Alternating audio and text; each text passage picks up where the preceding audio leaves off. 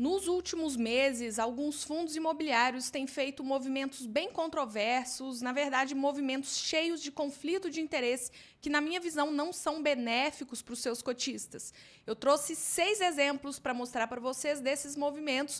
O vídeo de hoje é sobre isso. Já te peço o seu like, que você ative o sininho para não perder meu conteúdo, que se inscreva no canal se gosta dos meus vídeos e que mande esse vídeo para os seus amigos. Eu também estou no Instagram, @EstelaMourão. Aqui embaixo no link tem o meu perfil, me segue por lá, falo de fundos imobiliários nos stories todos os dias. Antes da gente falar aqui os 6 fundos imobiliários que, na minha visão, trazem um conflito de interesse pelas suas alocações, quero falar que esses movimentos são legais, tá, pessoal? Esses movimentos foram aprovados em assembleia pelos cotistas e que também esses movimentos sempre existiram. O que acontece é que eles são mais frequentes em mercados de alta dos fundos imobiliários, quando a gente tem muito mais IPO, muito mais emissões acontecendo. No final do vídeo, eu vou falar o que eu tenho feito e o que você pode fazer para ajudar a melhorar a indústria de fundos imobiliários para que esses movimentos fiquem cada vez menos comuns. Bom, o primeiro exemplo que eu trouxe é o REC Recebíveis, RECR11, fundo de papel gerido pela REC Gestão. Ele é um fundo que tem a alocação de 5% do seu patrimônio em fundos imobiliários e no último relatório de novembro ele trouxe uma alocação que não foi tão boa para os cotistas. Dá uma olhada. O fundo adquiriu 40 milhões de reais em cotas do Fator Veritá Multiestratégia, aderindo à primeira emissão de cotas. Ou seja, o fundo pegou 40 milhões, que é dinheiro dos seus cotistas, e alocou em um IPO de um fundo de multiestratégia da Fator, mesma gestora do VRTA11.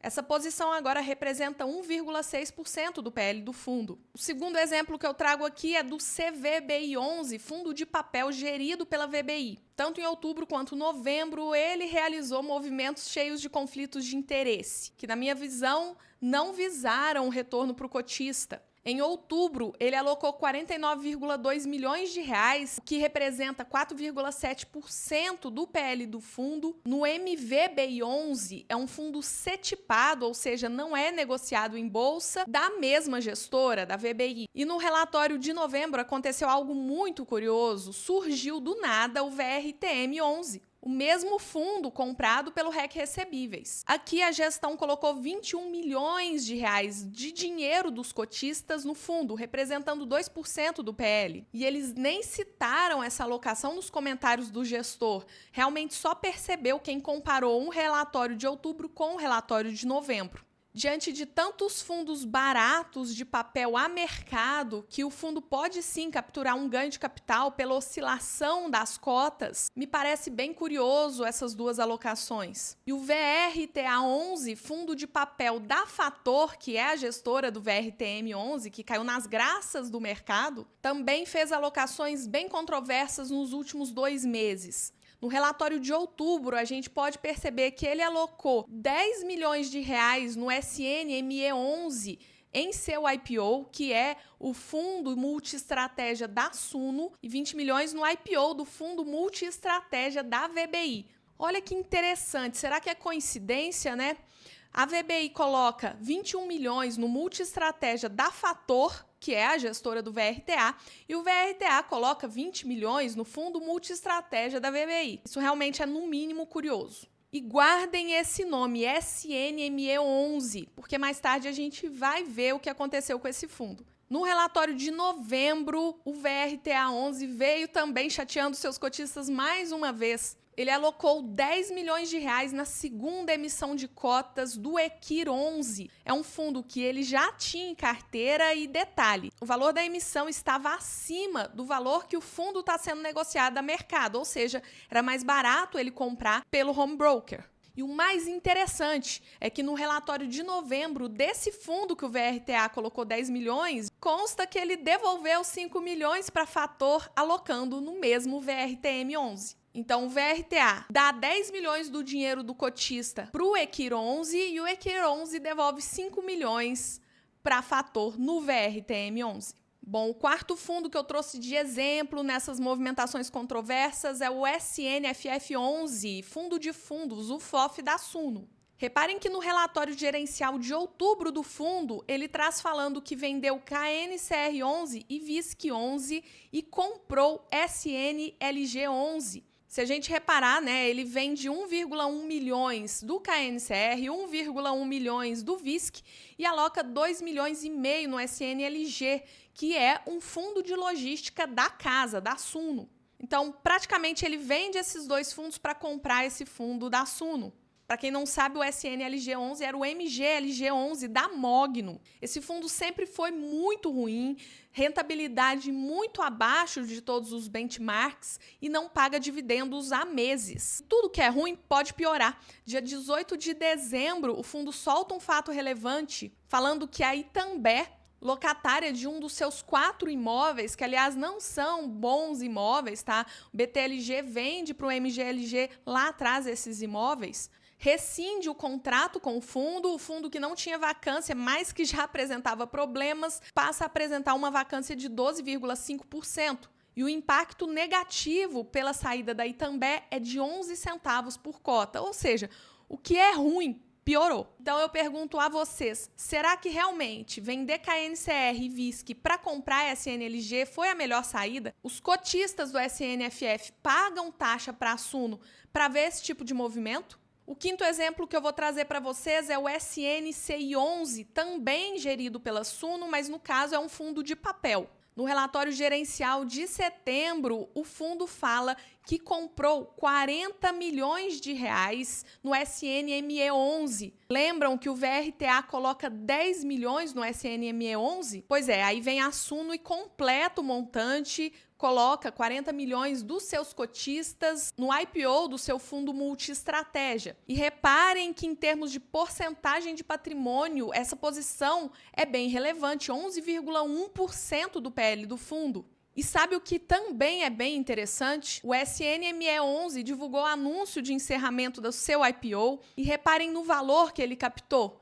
R$ 50.184.824,04, ou seja, ele só saiu do papel porque o VRTA deu os 10 milhões e a Suno deu 40 milhões. Se não fossem esses dois fundos, o fundo não iria para frente. Bom, e o sexto e último fundo que eu trouxe como exemplo é o HFOF11, o FOF da ED. A verdade é que ele não tem feito movimentos controversos, ele já fez. Isso está trazendo um retorno para os cotistas bem ruim. No semestre, o fundo só conseguiu fazer 4 centavos de ganho de capital com a venda dos fundos imobiliários que ele tem em carteira. Enquanto a maioria dos FOFs, e eu posso citar alguns, tá? KFOF, BCIA e até BCFF11, que eu não gosto muito, estão fazendo um bom ganho de capital com a subida dos fundos imobiliários, com a valorização do IFIX, ele está estacionado, ele não está conseguindo fazer ganho de capital. E por que isso? Bom, eu tenho uma desconfiança. 42,4% do PL do fundo está em fundos da própria gestora, da ED. Dá uma olhada aí. A sua maior posição é o HLOG, em 13%, ele tem 9,2% no HGBS11, 8,8% no HREC, 7,2% no HAAA11, 3,1% no HDOF11 e 1,1% no HDEL. Eles sempre falaram que eles veem muito valor nos fundos dele, nos fundos da casa, que eles conhecem os fundos muito bem e por isso têm alocado nos fundos da casa para gerar valor para os cotistas. Mas, pelo que eu estou vendo, esse valor não existe, não está acontecendo. Se a gente der uma olhada, por exemplo, na principal posição do fundo, que é o HLOG, que inclusive ele tem mais do que a lei permite, que é no máximo 10%, por isso o fundo tem que ficar fazendo emissão para se reenquadrar. O HLOG tem 38,83% de alavancagem, é uma alavancagem bem alta, o que dá quase 190 milhões de reais para o fundo. É um fundo que já tinha uma vacância alta, cerca de 15%, mas tudo que é ruim pode piorar e no dia 20 de dezembro saiu o fato relevante do fundo. A Copercarga rescindiu o contrato com a HLOG e vai devolver mais de 44 mil metros quadrados de área bruta locável no Citilog Viracopos. Reparem que a área desocupada pela locatária representa aproximadamente 17,8% da ABL do fundo e 18,4% da receita imobiliária contratada pelo fundo. E que a vacância do fundo, que era de 15%, vai mais do que dobrar e vai atingir 31,1%. Um impacto negativo de aproximadamente 21 centavos por cota. Como a gente viu, a Copercarga representa aí cerca de 19% da renda do fundo e esses 21 centavos vão fazer muita diferença. Então eu pergunto a vocês, será que não tinha nenhum fundo de logística melhor do que a Galog para a Ed investir? Será que essa escolha da Ed de colocar mais de 40% da sua receita nos seus fundos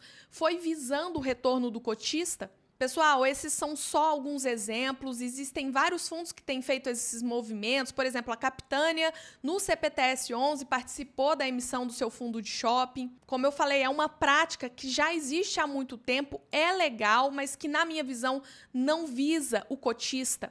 A verdade é que o cotista é o dono dos fundos imobiliários, a gestora é uma empregada do fundo, ela presta um serviço e deve ser bem remunerada por isso, e para isso existe a taxa de administração, a taxa de gestão. O retorno do fundo para os cotistas tem que ser o principal, tem que ser o objetivo da gestão. Infelizmente, existem sim gestores que pensam mais no umbigo deles do que no retorno dos cotistas, mas existem sim bons gestores. Existem, sim, fundos eficientes, de qualidade no mercado. O nosso papel é ficar de olho, o nosso papel é mandar e-mail. É isso que eu tenho feito, tá? Mandei e-mail para Fator, mandei e-mail para VBI. A gente tem que reclamar, a gente tem que se posicionar. E isso que está acontecendo só reforça mais ainda a minha posição de ter sempre cerca de 70% em fundos de tijolos, porque ninguém vai comprar um galpão logístico, um prédio ou um shopping para ajudar a gestora. Então, fundos de tijolos são mais travados nesse tipo de movimento. Geralmente, esses movimentos, como a gente viu, acontecem em FOFs, tá? O HFOF não é o único fundo a priorizar os fundos da casa e também fundos de papel que investem em fundos imobiliários. Então, o recado que eu tenho para vocês é, se vocês têm algum desses fundos, mandem e-mail. No relatório gerencial tem lá o e-mail do RI da gestora. Mande e-mail, indague, pergunte, mas pelo amor de Deus, educação, sejam educados, não percam a razão. Agora eu quero saber de você, você tem algum desses fundos? Se tem, já mandaram e-mail para reclamar? Por esse vídeo é isso, até o próximo vídeo.